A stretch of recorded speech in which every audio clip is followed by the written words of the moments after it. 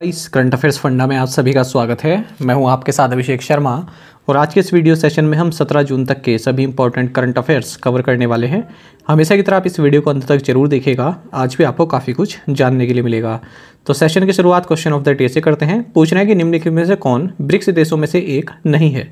Which of the following is not one of the BRICS countries. Options हैं Egypt, Eritrea, Ethiopia या फिर Saudi Arabia. तो जल्दी से आप आंसर कर दीजिए, फिर हम आगे बढ़ते हैं। और इसी तरह क्वेश्चन यदि आप प्रैक्टिस करना चाहते हैं तो हमें टेलीग्राम पर जरूर ज्वाइन करें। करंट अफेयर्स फंडा नाम से हमारा टेलीग्राम चैनल है। ये काफ़ी महत्वपूर्ण क्वेश्चन है, जल्दी से जल्दी आप आंसर कर दीजिए इसका, फिर आगे बढ़ते हैं।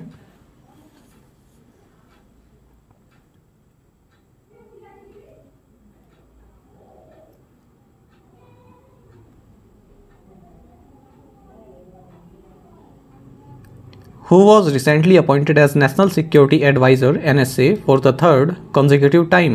हाल ही में लगातार तीसरी बार राष्ट्रीय सुरक्षा सलाहकार के रूप में किसे नियुक्त किया गया? ऑप्शंस आपके सामने हैं। सही आंसर ऑप्शन ए रहेगा, अजीत डोभाल। आपको जानना चाहिए सेंट्रल गवर्नमेंट ने अजीत डोभाल को लगातार तीसरी बार नेशनल सिक्योरिटी एडवाइज़र अपॉइंट किया है और ये जो पोस्ट रहेगी इनकी कैबिनेट मिनिस्टर की रैंक की पोस्ट रहेगी और अगले 5 साल तक ये इस पद पर रहेंगे। आपको बता दें हमारे देश के जो फर्स्ट नेशनल सिक्योरिटी एडवाइज़र रहे इनका नाम है ब्रजेश मिश्रा और 19 नवंबर 1998 को जब अटल बिहारी वाजपेयी जी की गवर्नमेंट थी उनके द्वारा ये पोस्ट क्रिएट की गई थी। साथ ही सेंट्रल गवर्नमेंट ने पीके मिश्रा को प्रिंसिपल सेक्रेटरी अपॉइंट किया है प्राइम मिनिस्टर नरेंद्र मोदी का। रीअपॉइंट किया गया है इन्हें भी, ये भी पहले से जो है प्रिंसिपल सेक्रेटरी रहे हैं। ठीक है, इनकी अपॉइंटमेंट जो है वो प्राइम मिनिस्टर का जो टर्म है उसी के साथ कोटर्मिनस रहेगी। What is the theme of the desertification and drought day this year? इस वर्ष मरुस्थलीकरण और सूखा दिवस का विषय क्या है? सही आंसर ऑप्शन बी रहेगा, united for land, our legacy, our future. आपको जानना चाहिए कि 17 जून को हर साल world day to combat desertification and drought celebrate किया जाता है। साल 2024 में थीम रहेगा इस डे का united for land, our legacy, our future. Who is the union minister of micro, small and medium enterprises? केंद्रीय सूक्ष्म, लघु और मध्यम उद्यम मंत्री कौन है? ऑप्शंस आपके सामने हैं। सही आंसर ऑप्शन बी रहेगा, जीतन राम मांझी। आपको जानना चाहिए कि यूनियन मिनिस्टर जीतन राम मांझी ये ministry of micro, small and medium enterprises बनाए गए हैं और फिलहाल ये जो गया कॉन्स्टिट्यूंसी है बिहार की, वहाँ से मेंबर ऑफ पार्लियामेंट हैं। बिहार के 23rd चीफ मिनिस्टर भी रह चुके हैं 20 मई 2014 से 20 फरवरी 2015 के बीच में। और आपको बता दें ये हिंदुस्तानी आवाम मोर्चा HAM इस पार्टी के प्रेसिडेंट हैं। साथ ही शोभा करंदलाजे इन्हें मिनिस्टर ऑफ स्टेट बनाया गया है इस ministry of micro, small and medium enterprises में। Which Indian city is third in the world in Knight Frank's index for luxury real estate prices? Luxury real estate कीमतों के मामले में नाइट फ्रैंक के सूचकांक में कौन सा भारतीय शहर दुनिया के तीसरे स्थान पर है? सही आंसर ऑप्शन बी, मुंबई है। आपको जानना चाहिए कि पिछले 12 महीनों में मुंबई में जो लग्जरी रियल एस्टेट प्राइजेस हैं इनमें 11.5% का राइज देखने के लिए मिला है और इस तरह से मनीला और टोक्यो के बाद तीसरे नंबर पर है। जो दिल्ली के प्राइम रेजिडेंशियल प्राइजेस हैं वो भी 10.5% से बढ़े हैं पिछले एक साल में और 5वीं पोजीशन पर हैं ये। बात कर रहे हैं हम नाइट फ्रैंक्स के प्राइम ग्लोबल सिटीज़ इंडेक्स की। तो यहाँ पर जो एनुअल परसेंटेज चेंज आया होता है प्रॉपर्टीज़ के प्राइसेस में उसके हिसाब से सिटीज़ को रखा गया है। तो टॉप पर मनीला है, यहाँ पर एनुअल ग्रोथ देखने के लिए मिली है 26.2%। उसके बाद फिर टोक्यो है जहाँ पर 12.5% की ग्रोथ देखने को मिली और 4th प्लेस पर है 11.1% के साथ Perth. Which bank will open a representative office in Dubai? कौन सा बैंक दुबई में अपना प्रतिनिधि कार्यालय खोलेगा? सही आंसर ऑप्शन डी है, पंजाब नेशनल बैंक। आपको जानना चाहिए कि state owned Punjab national bank Dubai में अपना एक रिप्रेजेंटेटिव ऑफिस खोलने की तैयारी में है और बैंक का जो बोर्ड ऑफ डायरेक्टर्स है उनके द्वारा अप्रूवल मिल गया है कि आप दुबई में रिप्रेजेंटेटिव ऑफिस अपना ओपन कर सकते हैं। तो अपना जो ग्लोबल फुटप्रिंट है उसको एक्सपेंड करना चाह रहा है पंजाब नेशनल बैंक। बाकी आपको बता दें हम 31 मार्च 2024 तक की बात करें तो PNB की 6 कंट्रीज में प्रेजेंस है, 2 सब्सिडरी हैं लंदन UK और भूटान में, 1 जॉइंट वेंचर है नेपाल में और 2 रिप्रेजेंटेटिव ऑफिसेज हैं, एक म्यांमार में, एक बांग्लादेश में। PNB के मैनेजिंग डायरेक्टर अतुल कुमार गोयल हैं। Which agency is organising the Harbinger 2024 hackathon? कौन सी एजेंसी हार्बिंजर 2024 हैकाथॉन का आयोजन कर रही है? सही आंसर ऑप्शन ए रहेगा, आरबीआई। आपको जानना चाहिए रिजर्व बैंक ऑफ इंडिया अपनी थर्ड ग्लोबल हैकाथॉन जिसका नाम है हार्बिंजर 2024 इनोवेशन फॉर ट्रांसफॉर्मेशन, इसको ऑर्गेनाइज कर रही है। तो इसमें जो भी पार्टिसिपेंट्स हैं, ठीक है, जिनको इनवाइट किया गया है, तो वो कुछ इस तरह का सॉल्यूशन बनाएंगे टेक्नोलॉजी से संबंधित और कुछ इनोवेटिव अप्रोच से संबंधित जो थीम दी गई है। तो थीम क्या है? पहला थीम है ज़ीरो फाइनेंशियल फ्रॉड्स। तो नाम से पता चल रहा है इस तरह का सॉल्यूशन बनाना है ताकि फ्रॉड्स जो है बिल्कुल ना हो पाए। तो real time prediction, detection and prevention of frauds in financial transactions using alternate sources of data including public available information, ठीक है। और दूसरा है ensuring transaction anonymity in token based transactions while maintaining financial system integrity, identifying mule bank accounts, payment wallets. दूसरा theme रहेगा being divyang friendly. तो divyang friendly होना चाहिए, accurately identifying bank notes by visually impaired. आपको बता दें जो सबसे पहली बार आरबीआई ने इस हार्बिंजर की शुरुआत की थी हैकाथॉन की 2021 में की थी, ठीक है। तब इसका जो थीम था वो स्मार्टर डिजिटल पेमेंट से संबंधित था। तो उस वक्त कुछ सॉल्यूशंस आए थे, उनको अभी इम्प्लीमेंट भी किया जा चुका है डिजिटल पेमेंट से संबंधित जो आए थे। इस तरह से अब इससे संबंधित कोई अपना सॉफ्टवेयर बना के देगा या फिर और कोई प्लेटफॉर्म बना के देगा तो उसको भी फिर जो है मार्केट में उतारा जाएगा। How much penalty was imposed on India home loan limited by the RBI? RBI द्वारा इंडिया होम लोन लिमिटेड पर कितना जुर्माना लगाया गया? सही आंसर ऑप्शन बी रहेगा 1 लाख रुपीज़।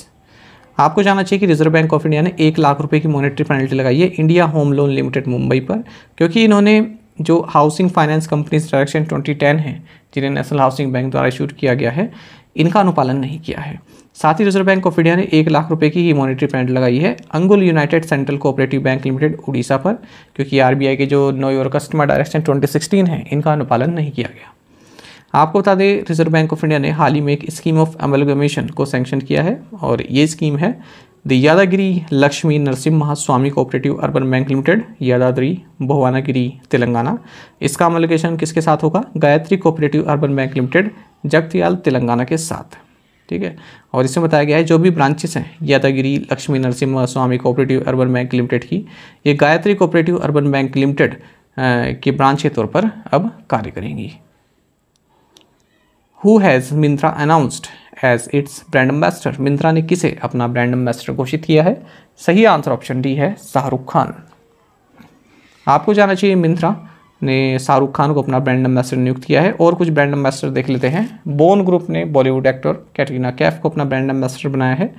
और ईसाम मानी लेड रिलायंस रिटेल का जो ब्यूटी वेंचर है तायरा, इसने मीरा राजपूत कपूर को अपना ब्रांड एम्बेसडर बनाया है। Olympic medallist PV Sindhu green days का जो बेटर न्यूट्रिशन है इसका ब्रांड एम्बेसडर और इन्वेस्टर बनी है। How long is the designation of national institute of Indian medical heritage NIIMH Hyderabad as a WHO collaborating centre valid? WHO सहयोग केंद्र के रूप में national institute of Indian medical heritage Hyderabad को मान्यता किस अवधि के लिए दी गई है? ऑप्शंस आपके सामने है। सही आंसर ऑप्शन सी रहेगा 4 ईयर्स। आपको जानना चाहिए जो वर्ल्ड हेल्थ ऑर्गेनाइजेशन है इसने national institute of Indian medical heritage Hyderabad जो कि CSIR माफ़ कीजिएगा जो कि central council for research in Ayurvedic sciences यानी कि CCRAS मिनिस्ट्री ऑफ आयुष के तहत आती है, इसी के अंडर ही आता है। तो इसे WHO कोलैबोरेटिंग सेंटर के तौर पर मान्यता दी गई है, ठीक है। किस लिए? Fundamental and literary research in traditional medicine के तौर पर। और ये मान्यता रहेगी 4 साल के लिए, 3 जून 2024 से शुरू हो चुकी है। आपको बता दें अब कोलैबोरेटिंग सेंटर बन गया है ये इंस्टीट्यूट WHO का।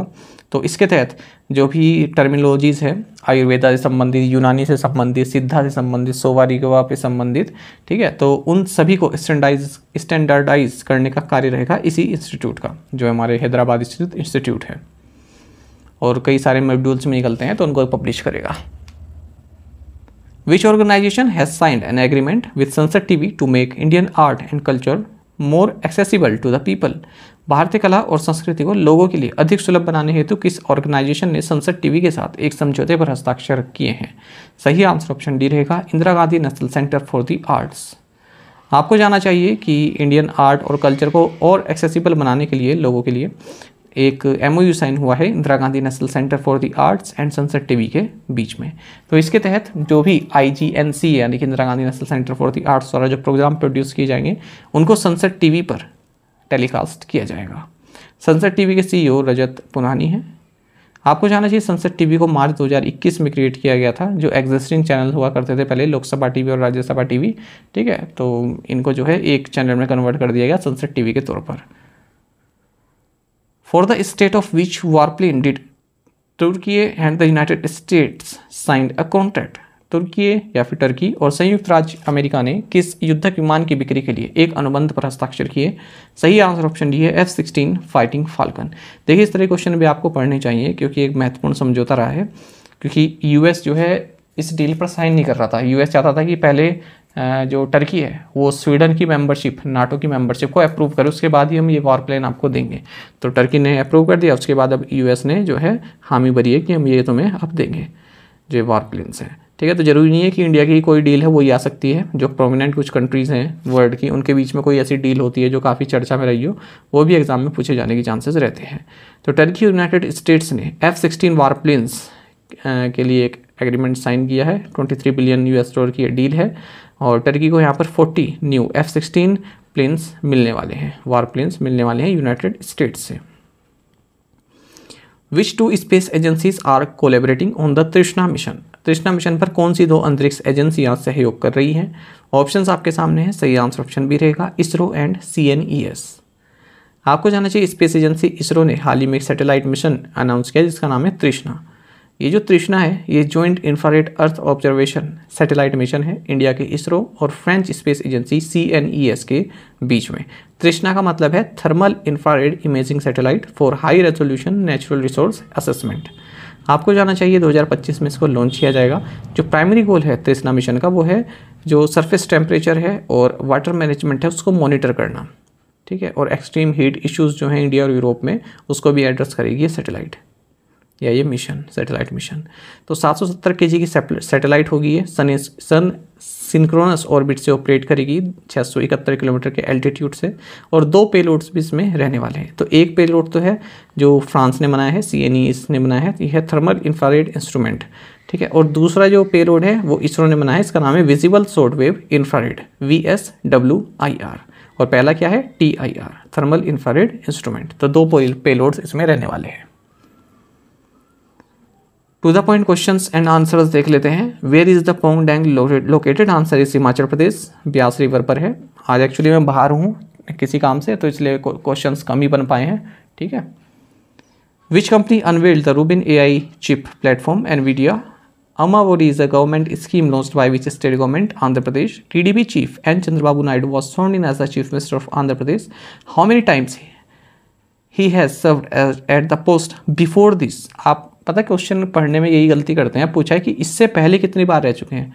आप में से कई लोगों ने 4 लिखा है, किसी ने 2 लिखा है, ठीक है। आप इंक्लूड कर रहे हैं अभी जो बने हैं उसको भी, उस टर्म को इंक्लूड कर रहे हैं। पूछा है कि बिफोर दिस, इससे पहले। तो अगर हम अनडिवाइडेड आंध्र प्रदेश की बात करें जब तेलंगाना अलग नहीं हुआ था, ठीक है, तो इससे पहले 3 बार बन चुके हैं। अगर आपको भी इंक्लूड करते हैं तो हम कहेंगे कि चौथी बार बने हैं, ठीक है। लेकिन इससे पहले पूछ रहे हैं कितनी बार रह चुके हैं, 3 बार बन चुके हैं।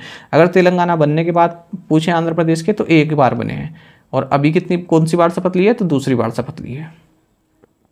Nobel laureate Muhammad Yunus and 13 others were indicted on charges of embezzlement of 252.2 million taka from the workers welfare fund of his telecoms company. Where is he from. Answer is Bangladesh. और आप में से कई स्टूडेंट्स ने बिल्कुल सही आंसर किया है। इसी तरह से आप पार्टिसिपेट करते रहिए। चलिए आज के क्वेश्चंस देख लेते हैं, इनके आंसर आपको अभी कमेंट बॉक्स में करने हैं। Whose memoir is titled Source Code My Beginnings? What was the percentage of Nota votes polled in the 2024 Lok Sabha election? How many of the 80 Lok Sabha seats in Uttar Pradesh did the BJP win this time? Who is the current chief of the United Nations High Commissioner for Refugees? Agriculture and Processed Food Products Export Development Authority facilitated the successful export of the first consignment of MD2 variety pineapples to which country? In 5 questions के answer आपको comment box में करने हैं। यदि आपको एक question का answer भी आता है तो भी आप हमें कमेंट बॉक्स में अवश्य बताइएगा। ज़्यादा से ज़्यादा संख्या पार्टिसिपेट करने की कोशिश किया कीजिए। और यदि आप हमारी daily current affairs PDF, weekly PDF, monthly PDF और हर महीने के banking and economic awareness PDF चाहते हैं तो करंट अफेयर्स फंडा का 1 ईयर मेंबरशिप प्लान आप ज्वाइन कर सकते हैं, जिसका लिंक आपको वीडियो के डिस्क्रिप्शन में या फिर फर्स्ट कमेंट में मिल जाएगा। आपको बता दें इस 1 ईयर मेंबरशिप प्लान के तहत जितना भी हमारा PDF कंटेंट है वो हम आपको 1 साल तक के लिए प्रोवाइड कराते हैं। इसे आप डाउनलोड कर सकते हैं, प्रिंट आउट भी निकलवा सकते हैं। इसके लिए चाहे तो आप करंट अफेयर्स फंडा ऐप को यूज़ कर सकते हैं या फिर अपने लैपटॉप या सिस्टम की मदद से वेब लॉगिन भी कर सकते हैं। कोई भी आपका एग्जाम हो, बैंकिंग, SSC, रेलवे या फिर स्टेट PCS, जहाँ पर भी जनरल अवेयरनेस या करंट अफेयर्स पूछे जाते हैं, सभी एग्जाम्स के लिए हमारा PDF कंटेंट काफ़ी यूज़फुल है। और अब तो आपको हमारी करंट अफेयर्स फंडा ऐप पर फ्री क्विज भी हम अवेलेबल करा रहे हैं। और यदि आप हमारा 1 ईयर मेंबरशिप प्लान ले लेते हैं तो इसमें हम आपको कैटेगरी वाइज क्विज प्रोवाइड कराते हैं। तो एक बार अगर आपने हमारे करंट अफेयर्स पढ़ ली, उसके बाद इन क्विज को अटैम्प्ट किया, तो यकीन मानिए आपका करंट अफेयर सेक्शन काफ़ी स्ट्रॉन्ग हो जाएगा और आप अच्छा स्कोर कर पाएंगे अपने आने वाले एग्जाम्स में। फिलहाल समर सेल के तहत 10% ऑफ चल रहा है हमारे इस कोर्स पर। आपको करना क्या है, एक लिंक आपको वीडियो के डिस्क्रिप्शन में या फिर फर्स्ट कमेंट में मिल जाएगा, उस पर क्लिक करना है, हमारी ऐप को इंस्टॉल करना है। जब आप लॉगिन करेंगे तो आपको हमारे जनरल अवेयरनेस कोर्स वहाँ पर दिखेगा और जब आप उसमें आगे बढ़ेंगे उस पर क्लिक करते हुए, तो चेकआउट के दौरान आप ये 10% ऑफ वाला कूपन कोड लगा दीजिएगा समर, आपको 10% ऑफ मिल जाएगा। बाकी आप गूगल प्ले स्टोर पर हमारी ऐप पे रिव्यू पढ़ सकते हैं। ये उन एस्पिरेंट्स के हैं जिनका सिलेक्शन हो गया है या फिर जो अभी तैयारी कर रहे हैं, और इनके रिव्यू पढ़कर आप समझ जाएं किस तरह कंटेंट हम आप लोगों को प्रोवाइड करा रहे हैं। साथ ही आप करंट अफेयर्स फंडा को टेलीग्राम पर भी ज्वाइन कर सकते हैं। यहाँ पर रेगुलर वीडियो अपडेट्स और करंट क्विज हम आप सभी के लिए डालते रहते हैं। साथ ही डिस्कशन ग्रुप में आप किसी भी क्वेश्चन का सोल्यूशन पा सकते हैं। दोस्तों यहाँ पर हमारे करंट अफेयर्स की प्लेलिस्ट दी गई है, इसको आप जरूर देखें। अपने दोस्तों के साथ, फेलो एस्पिरेंट्स के साथ हमारे करंट अफेयर्स को शेयर जरूर करें। और आज का ये सेशन आपको कैसा लगा आप कमेंट बॉक्स में अवश्य बताइएगा। Thank you guys.